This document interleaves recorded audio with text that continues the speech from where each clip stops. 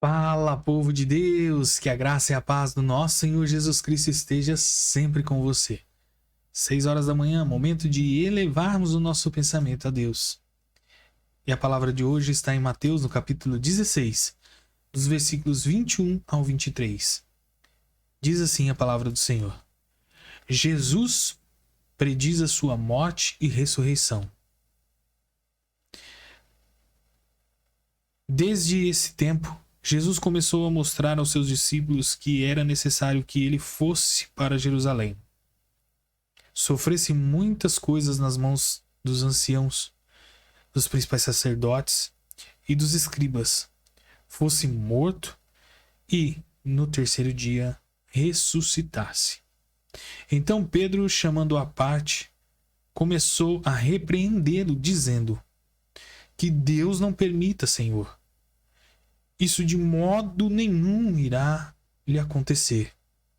Mas Jesus, voltando-se, disse a Pedro: Saia da minha frente, Satanás. Você é para mim uma pedra de tropeço, porque não leva em consideração as coisas de Deus, e sim as dos homens. Meu irmão, minha irmã, momento difícil.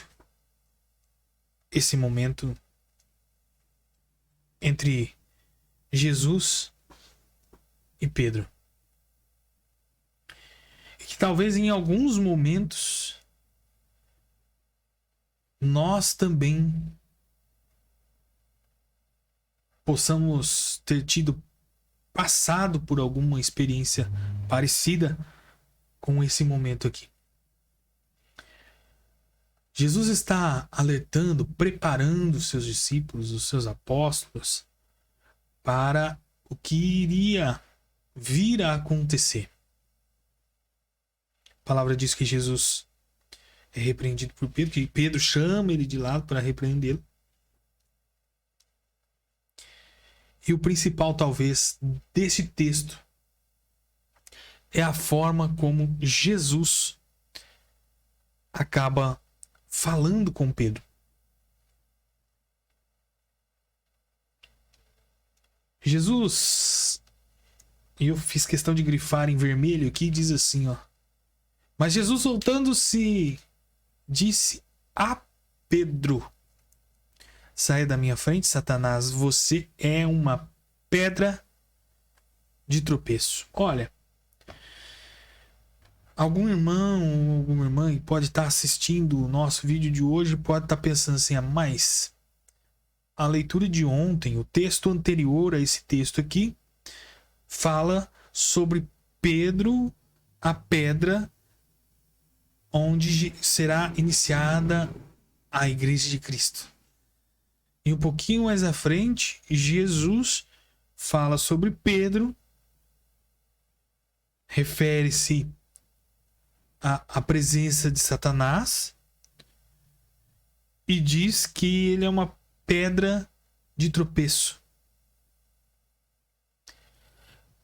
Existe uma correlação entre os dois textos? Claro que sim.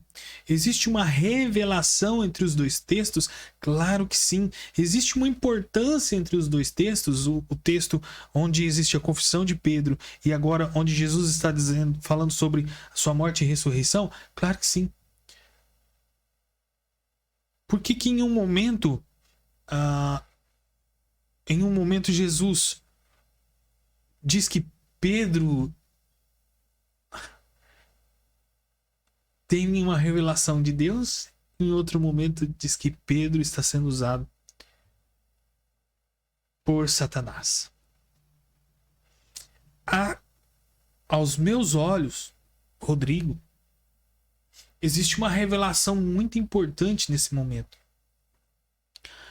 E se a gente buscar no texto anterior a esse, onde existe a confissão de Pedro, Jesus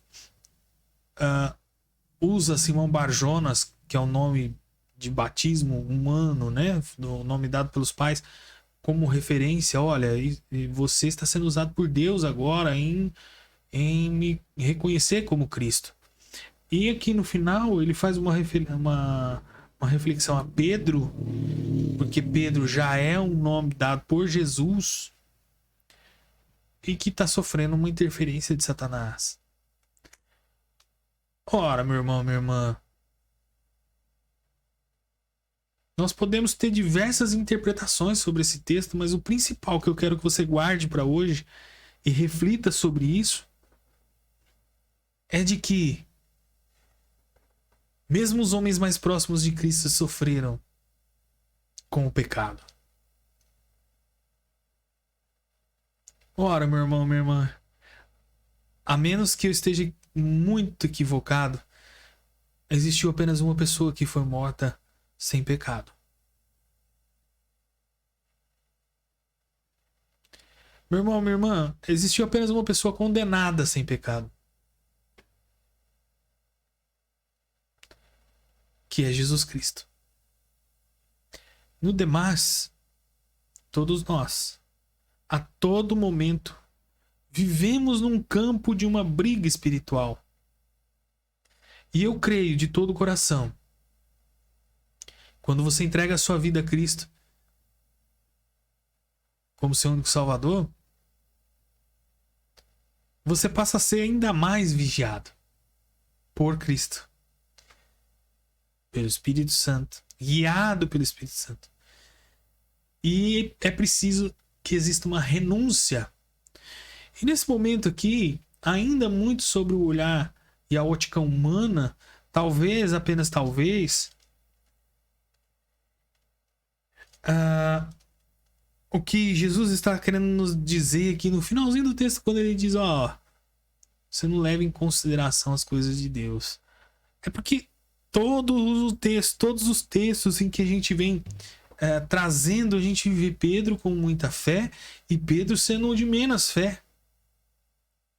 Ué, não foi Pedro que viu Jesus andando sobre as águas? E não foi Pedro quem pediu para ir até Jesus andando sobre as águas também? E não foi Pedro que foi andando sobre as águas até Jesus? E não foi Pedro que duvidou e começou a afundar e pediu socorro para Jesus? Jesus segurou pelas mãos e pôs de volta ao barco?